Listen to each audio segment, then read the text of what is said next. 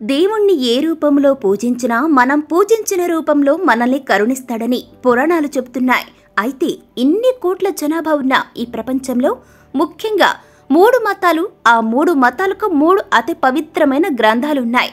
ఒక్కో మతం వారు ఒక్కో దేవుణ్ణి ఎంతో పవిత్రంగా ఆరాధిస్తారు. అయితే ఇప్పుడు మనం ఇస్లాం మతం ఎలా పుట్టింది, మరియు ముస్లింలు ఎక్కువగా మాంసం ఎందుకు తింటారు, అదేవిధంగా ముస్లింస్ సొంత చెల్లిని సొంత కూతుని ఎందుకు పెళ్లి చేసుకుంటారో, మరియు చనిపోయిన తర్వాత వారిని కాల్చకుండా ఎందుకు పాతి పెడతారో, ఇటువంటి ఎన్నో విషయాలతో పాటుగా ఇస్లాం మత ఆచారాలు ఏంటి అనే విషయాల గురించి కూడా ఇప్పుడు మనం తెలుసుకుందాం. ఫ్రెండ్స్, మీ అందరికీ ఇస్లాం ధర్మం గురించి ఎంతో కొంత తెలిసే ఉంటుంది కదా. కానీ ఇస్లాం మతం గురించి అసలు నిజాలు తెలిస్తే మీలో ప్రతి ఒక్కరూ ఆశ్చర్యపోవాల్సిందే. ఎందుకంటే ఇస్లాం గురించి మాట్లాడుకోబోయే ముందు ఒకసారి రామాయణం గురించి తెలుసుకోవడం తప్పనిసరి. ఎందుకనంటే రామాయణం ప్రకారం శ్రీరాముడు రాక్షసులందరినీ సంహరించాడు. కానీ రావణాసురుడి చెల్లి శూర్పణఖను మాత్రం వధించలేదు. చంపకుండా కేవలం ఆమె ముక్కును చెవులను మాత్రమే కోసి రామలక్ష్మణులు ఆమెను వదిలేస్తారు. అయితే దీంతో శూర్పణఖ ఎప్పుడు చూసినా తన ముఖాన్ని ఒక వస్త్రంతో కప్పి ఉంచేది. అయితే రామరావణ యుద్ధంలో రావణుడు మరణించాక లంకా నగరాన్ని విభీషణుడు పాలిస్తాడు. ఇక చేసేదేమీ లేక శూర్పణఖ రాక్షసులకు గురువైనటువంటి శుక్రాచార్యుడి వద్దకు వెళ్లి అక్కడే అడవుల్లో జీవనాన్ని గడుపుతుంది. దాంతో శుక్రాచార్యుడు రాక్షసుల వంశం నాశనం కాకుండా ఉండేందుకు పరమశివునికి ఘోర తపస్సు చేసి శివుని ప్రత్యక్షం చేసుకుంటాడు. అయితే శుక్రాచార్యుడి తపస్సుకు మెచ్చిన శివుడు అతనికి ఒక లింగాన్ని ఇచ్చి ఏ రోజైతే తన భక్తులు ఈ శివలింగానికి అభిషేకం చేస్తారో ఆ రోజు రాక్షస వంశం నశిస్తుందని చెప్పి అక్కడి నుంచి వెళ్లిపోతాడు. అప్పుడు రాక్షస గురువైన శుక్రాచార్యుడు హిందువులెవ్వరూ ఆ శివలింగం వరకు రాకుండా రాక్షసుల వంశం ఎప్పటికీ అంతం కాకూడదని భావించి ఆ శివలింగాన్ని హిందువులకు దూరంగా ఎడారి ప్రాంతంలో ప్రతిపాదించాడు శుక్రాచార్యుడు. అయితే ప్రెజెంట్ ఈ శివలింగం మక్కా మదీనాలో ఉందని చాలా మంది అభిప్రాయపడుతుంటారు. మరియు ఈ శివలింగంపై గంగాజలంతో అభిషేకం చేస్తే భూమిపై ఉన్న పాపాత్ములంతా చనిపోతారని తెలుసు. కాబట్టి అక్కడ ఉన్న నిర్వాహకులు ఇటువంటి చర్యలు చేయకుండా ఆపుతూ ఉంటారని చాలా మంది నమ్మకం. ఒకవేళ మనం గనక పురాణాల ప్రకారం ఈ విషయం గురించి మాట్లాడుకుంటే మక్కా మదీనాలో ఉన్న శివలింగం శుక్రాచార్యుడు హిందువులకు దూరంగా ప్రతిష్ఠించిన శివలింగమే ఉండాలి. ఇది నిజం అన్నట్లుగా అక్కడి నిర్వాహకులు ఏ హిందువుల్ని కూడా మక్కా మదీనాలోకి ప్రవేశం చేయనియరో. రామాయణంలో రామ లక్ష్మణులు శూర్పణఖ ముక్కు చెవులు కోసేశారు. దాంతో ఆవిడ ఎప్పుడూ తన ముఖాన్ని వస్త్రంతో కప్పి ఉంచేది. అయితే అదే ఆనవాయితీ నేటికి కూడా కొనసాగుతూ వస్తుంది. ముస్లిం ధర్మాన్ని ఆచరించే మహిళలు వారి ముఖం కనబడకుండా బుర్ఖా ధరిస్తారు. శూర్పణఖ వంశాన్ని శుక్రాచార్యుడు రక్షించాడు కాబట్టి ముస్లింస్ అందరూ కూడా శుక్రవారం ఒక పవిత్రమైన దినంగా భావిస్తారు. ఇది వినడానికి కాస్త నమ్మశక్యంగా లేకపోయినప్పటికీ కూడా ఇదే నిజం. అయితే ఇవన్నీ విన్న తర్వాత మీకు ముస్లింలంతా శూర్పణఖ వారసులు అయితే ఇస్లాం మతం ఎలా మొదలైంది అనే డౌట్ రావచ్చు. ఇక్కడ మీకు ఒక విషయాన్ని క్లియర్ చేయాలి. అదేంటంటే ఇస్లాం అనేది ఒక మతం కాదు. ఇస్లాం అనేది మానవుల కోసం అల్లా నిర్మించిన ఒక మార్గం. అల్లా సృష్టించిన తొలి మానవుడు మరియు ప్రవక్త ఆదం. మొట్టమొదటి ముస్లిం ప్రవక్త మహమ్మద్ ఆఖరి ప్రవక్త. అయితే ఇస్లాం మతాన్ని స్థాపించిన మహమ్మద్ ప్రవక్త అరబ్ దేశానికి చెందినవాడు. అరబ్ దేశాల్లో ఎక్కువగా కేవలం ఇసుక ఎడారులే ఉంటాయి. ఇక్కడ గడ్డి మొలవడం కూడా కష్టమే. ఇక్కడ కొన్ని ప్రదేశాల్లో మాత్రమే చెట్లు మొలకెత్తుతుంటాయి. అయితే అక్కడ చనిపోయిన వారిని కాల్చడానికి తగిన కట్టెలు దొరికేవి కావు. ఈ కారణంగానే పూర్వం అరబ్ దేశాల్లో చనిపోయిన వ్యక్తులను కాల్చకుండా పూడ్చిపెట్టేవారు. ఇదే ఆనవాయితీ నేటికి కొనసాగుతూ వస్తుంది. ఇదే విధంగా అరబ్ దేశంలో పచ్చదనం అనేది ఉండేది కాదు.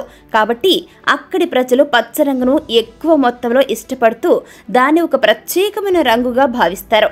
అరబ్ దేశాల్లో ఉండే విపరీతమైన ఎండ ఎవరి శరీరాన్నైనా సరే అనారోగ్యానికి గురి చేయవచ్చు. అందుకే ఇక్కడి ప్రజలు తమను తాము కాపాడుకోవడానికి తలపై టోపీలు ధరించేవారు. ఎందుకంటే ఎండ తాపం వల్ల ఎలాంటి రోగాలకి గురి కాకుండా ఉండేందుకు.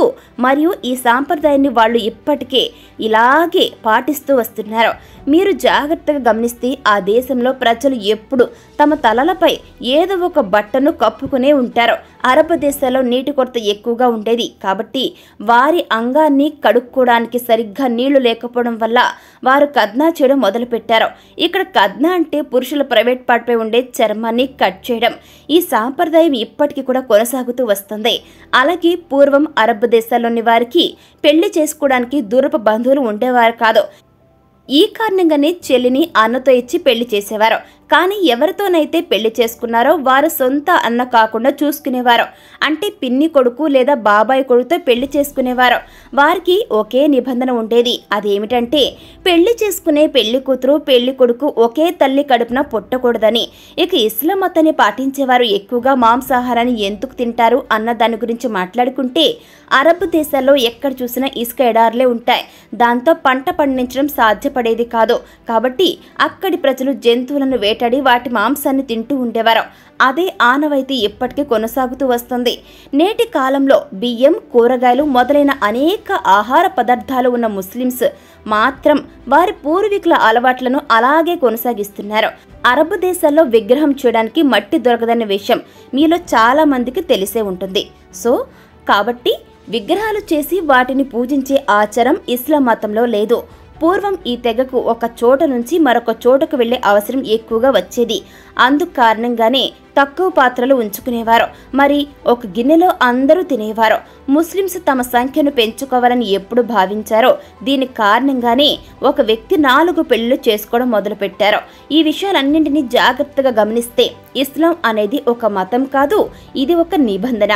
తమ సంఖ్యను అధికంగా పెంచుకోవడానికి స్థాపించిన ఒక నిబంధన అనే విషయం స్పష్టమవుతుంది. వీరు ఏర్పరచుకున్న నియమాలు అసలు సిద్ధాంతాలు కావు. అవి కేవలం వారి దినచర్యలో భాగం మాత్రమే. వీరికి ఏ విధమైన వాతావరణం దొరికిందో ఆ విధంగా వారు జీవించడం మొదలుపెట్టారు. కానీ నేడు వారి చుట్టుపక్కల వాతావరణం మారినా సరే వారి అలవాట్లు మాత్రం ఏ మాత్రం మారలేదు, అలాగే ఉన్నాయి. వారి పూర్వీకులు ఆచరించిన ఆచరణలు వీరు నేటికి అలాగే కొనసాగిస్తున్నారు, ఆచరిస్తూనే ఉన్నారు. నేడు కూడా ముస్లిమ్స్ తమ జనాభా సంఖ్యను వేగంగా పెంచుకుంటున్నారు. దాంతో రాబోయే కాలంలో వీరి సంఖ్య అత్యధికంగా పెరగబోతుంది. ఫ్రెండ్స్, ఈ వీడియోలో చెప్పిన విషయాన్ని విన్న తర్వాత కొంతమంది ముస్లిం సోదరులకు కోపం తెప్పించవచ్చు. కానీ మాకు ఏ ధర్మాన్ని కూడా కించపరిచే ఉద్దేశం లేదండి. మేము కేవలం లాజికల్గా మాత్రమే మాకు లభించిన ఫ్యాక్ట్స్ను మాత్రమే మీ ముందు ఉంచుతున్నాం. మీరు కూడా దీనిపై దృష్టి సారిస్తే దీన్ని అర్థం చేసుకోవచ్చు. ఎందుకంటే హిందువైనా, ముస్లిమైనా, క్రిస్టియన్ అయినా సరే వారి యొక్క ధర్మం ఎలా మొదలైందో ఎవరికీ తెలియదండి. పూర్వీకులు ఎలాంటి ఆచారాలు పాటిస్తున్నారో వాటిని మనం కూడా గుడ్డిగా నమ్మేస్తూ పాటిస్తూ ఉన్నాం. చూసారు కదా ఫ్రెండ్స్, మరి ఈ వీడియో మీకు నచ్చిందా? నచ్చితే లైక్ చేయండి, మీకు తెలిసిన వారికి షేర్ చేయండి, కామెంట్ చేయడం మర్చిపోకండి. అలాగే మన ఛానల్ని వెంటనే సబ్స్క్రైబ్ చేసుకుని పక్కన ఉన్న బెల్ ఐకాన్ నొక్కి ఆల్ మీద ట్యాప్ చేయగానే మేము ఎటువంటి వీడియోస్ అప్లోడ్ చేయగానే వెంటనే మీ ఫోన్కి నోటిఫికేషన్ వస్తుంది. ఇక మరొక చక్కని వీడియోతో మళ్ళీ కలుసుకుందాం. Thanks for watching.